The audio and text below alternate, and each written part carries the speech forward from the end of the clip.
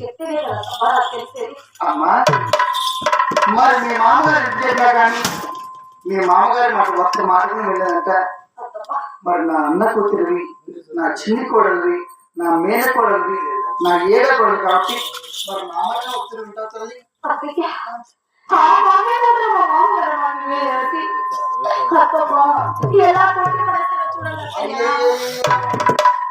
మాకేం తెలియదులేమ్మా, మా పిల్లలు కదా అమ్మా. మన యొక్క వాళ్ళు కొద్దిగా పద్ధతిగా చెప్తాను తల్లి.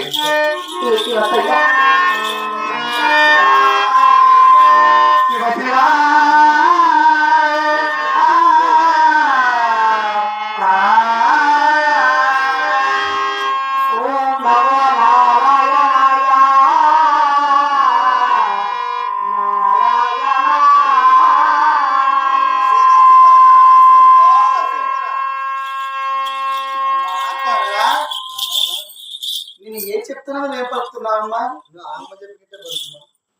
అమ్మా కూడా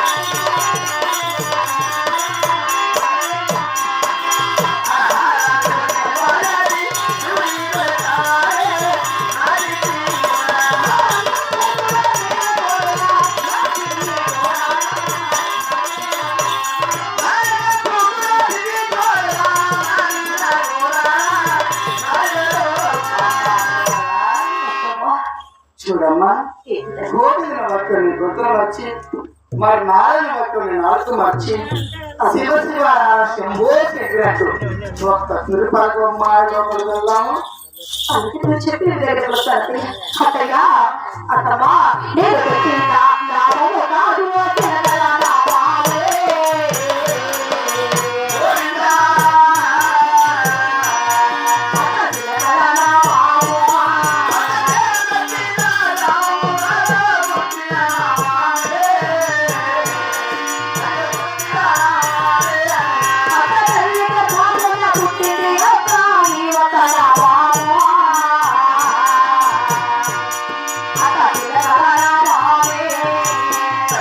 Bye.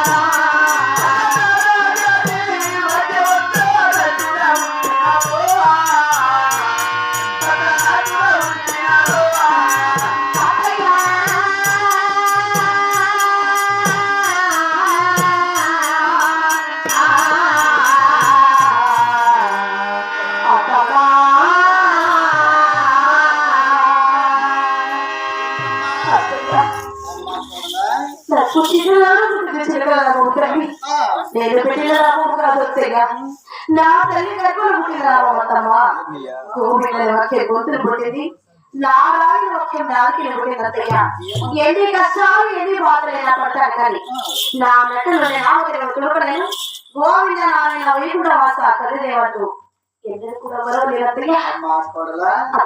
ఏమంటున్నావు? అత్తయ్య గోవింద వచ్చే గొంతు పుట్టింది, మరి నారాయణ వచ్చే నాలుగు పుట్టింది.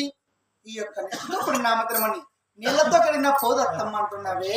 అమ్మా, నా అన్న కూతురువని, నా చిన్ని కోడలని, నా నేర్కోడలని, నా ఏడో కోడలని ప్రాధేయపడి చెప్తున్నా.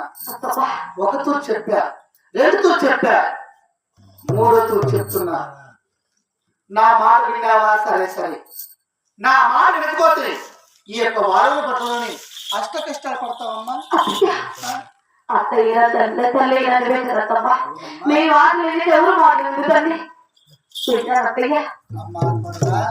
నా మాట వినాలమ్మా.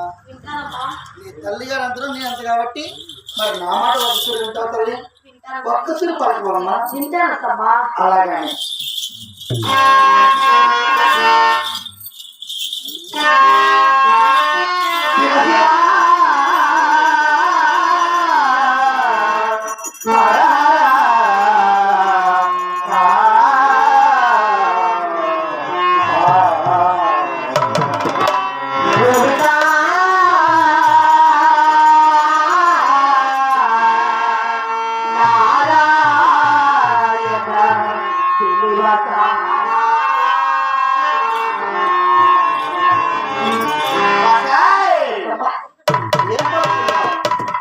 అయినా ఒకటో చెప్పా, రెండుతో చెప్పా, మూడుతో చెప్పా, అర్థం కదా? బతాయ్ బతాయ్